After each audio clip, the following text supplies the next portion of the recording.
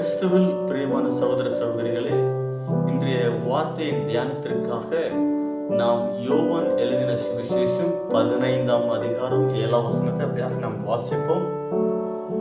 நீங்கள் என்னிலும் என் வார்த்தைகள் உங்களிலும் நிலைத்திருந்தால் நீங்கள் கேட்டுக்கொள்வது எதுவோ அது உங்களுக்கு செய்யப்படும். ஆகையால் பிரியமான சகோதர சகோதரிகளே, கர்த்தராகிய இயேசு கிறிஸ்து மெய்யாகவே சொல்லுகிற வார்த்தையாய் இருக்கிறது. நீங்கள் என்னிலும். ஆகையால் நீங்கள் என்னிலும் என்றால் நாம் கர்த்தருக்குள் ஜெபத்தினாலும் அவருக்குள் நாம் வருகிறதா இருக்கிறது. நாம் ஜெபிக்கும் பொழுது கர்த்தருக்குள் நாம் வருகிறோம். அவருடைய வார்த்தை நமக்குள் இருக்கும் பொழுது நமக்கும் அவருக்கும் இருக்கிற ஒரு தொடர்பு அதிகமாக இருக்கிறது.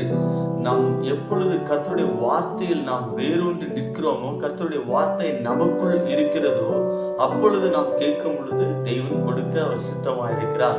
நாம் அநேக முறை மத்தேயு 7ஆம் அதிகாரத்தில் 7ஆம் வசனத்தை நாம் கேட்டிருக்கிறோம். என்னவென்றால், கேளுங்கள் அப்பொழுது உங்களுக்கு கொடுக்கப்படும், தட்டுங்கள் திறக்கப்படும், தேடுங்கள் அப்பொழுது கண்டடைவீர்கள். தட்டுங்கள் திறக்கப்படும், கேளுங்கள் கொடுக்கப்படும், தட்டுங்கள் திறக்கப்படும். அப்படியாக இயேசு கிறிஸ்து சொல்லுகிறபடி நாம் கேட்கிறோம். இயேசுவே சொல்லியிருக்கிறார்,